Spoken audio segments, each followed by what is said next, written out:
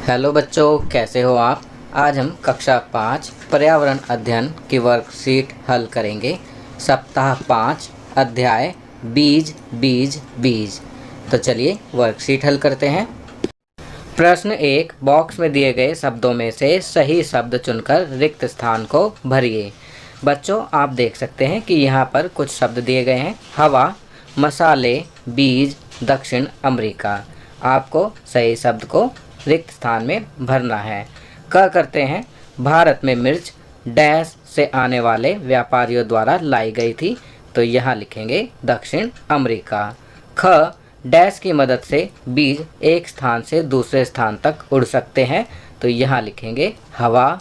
ग, सौंफ और जीरा डैश के रूप में उपयोग किए जाने वाले बीज हैं, तो यहाँ लिखेंगे मसाले। घ, डैश पक्षियों, जानवरों, हवा और पानी द्वारा दूर दूर तक पहुँच जाते हैं, तो यहाँ लिखेंगे बीज। चलिए आगे बढ़ते हैं। प्रश्न 2, उन चीज़ों पर घेरा लगाइए जिन्हें पकाने से पहले कुछ देर के लिए भिगोकर रखा जाता है। तो बच्चों, यहाँ पर कुछ चीज़ें दी गई हैं। हमें उन चीज़ों पर घेरा लगाना है जिन्हें पकाने से पहले थोड़ी देर के लिए भिगोया जाता है। तो कौन कौन सी चीज़ें हैं? राजमा, चना, चावल, मूंग, उड़द। तो इन्हें पकाने से पहले थोड़ी देर के लिए भिगोया जाता है। चलिए आगे बढ़ते हैं। प्रश्न 3, निम्न प्रश्नों के उत्तर लिखिए। तो बच्चों, नीचे कुछ प्रश्न दिए गए हैं। आपको इन प्रश्नों को पढ़ना है और फिर उनका उत्तर लिखना है। क प्रश्न, बीज किस किस तरह बिखरते हैं, किन्हीं 2 तरीकों के बारे में अपने शब्दों में लिखिए। तो यहाँ आपको लिखना है कि बीज किन किन तरीकों से बिखरते हैं। पहला तरीका हम लिख सकते हैं, बीज पशु पक्षियों द्वारा बिखरते हैं। और दूसरा तरीका लिखेंगे, बीज हवा से दूर दूर तक बिखरते हैं। चलिए आगे बढ़ते हैं। ख, छोटे से बीज से बड़ा पौधा बनने के लिए बीज को किसकी ज़रूरत होती है? तो इसका उत्तर लिखेंगे, छोटे से बीज से बड़ा पौधा बनने के लिए पानी, सूरज की रोशनी, हवा, मिट्टी, तापमान, कार्बन डाइऑक्साइड आदि की आवश्यकता होती है। ग, हमें अंकुरित भोजन क्यों खाना चाहिए?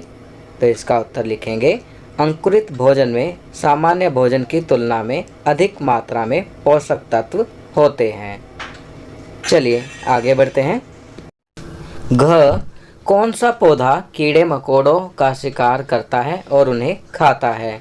तो इसका उत्तर लिखेंगे, निपेंथिस नाम का पौधा जो कि ऑस्ट्रेलिया, इंडोनेशिया और भारत के मेघालय राज्य में पाया जाता है, कीड़े मकोड़े और छोटे जीवों का शिकार करता है और उन्हें खाता है।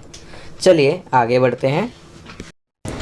चौथा, गतिविधि, किन्हीं 4 तरह के बीज को पानी में 7-8 घंटे के लिए भिगोएं, पानी अलग कर दें और बीजों को गीले कपड़े में लपेट लें। रोज ध्यान से देखें जब तक बीज अंकुरित ना हो।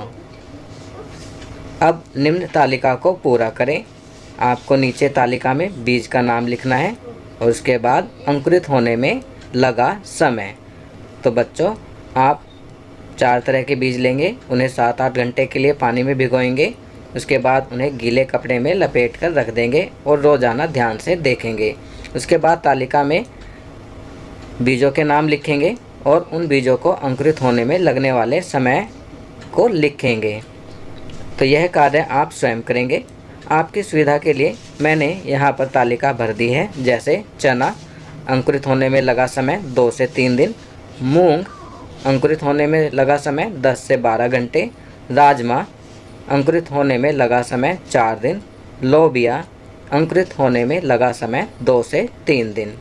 तो आप भी इसी प्रकार तालिका पूरी करेंगे। चलिए आगे बढ़ते हैं। 5वां, कुछ बीजों को खाने के रूप में भी प्रयोग किया जाता है। दी गई तालिका में उन बीजों के बारे में लिखिए और चित्र बनाइए। तो बच्चों, यहाँ नीचे एक तालिका दी गई है। आपको बीजों के बारे में लिखना है, उनके रंग के बारे में, उनका नाम, उनकी सतह और उनका चित्र बनाना है। तो यह तालिका आप स्वयं पूरा करेंगे।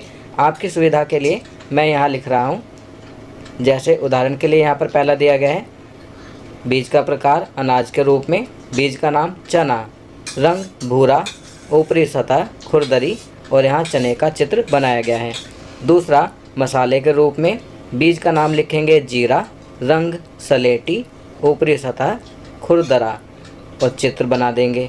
तीसरा, किसी सब्जी का बीज, तो बीज का नाम लिखेंगे मटर, रंग हरा, ऊपरी सतह मुलायम, तो यहाँ मटर का चित्र बना देंगे। चौथा, किसी फल का बीज, तो यहाँ लिखेंगे तरबूज, रंग भूरा, ऊपरी सतह मुलायम और यहाँ पर चित्र बना देंगे। तो बच्चों, ये वर्कशीट यहाँ कंप्लीट होती है। अगर ये वीडियो आपको अच्छी लगी तो इसे लाइक एंड शेयर ज़रूर करें। अन्य विषयों पर बने हमारे लेटेस्ट वीडियोस को देखने के लिए चैनल को सब्सक्राइब करना ना भूलें और देखते रहिए हमारा channel knowledge kingdom. Thank you.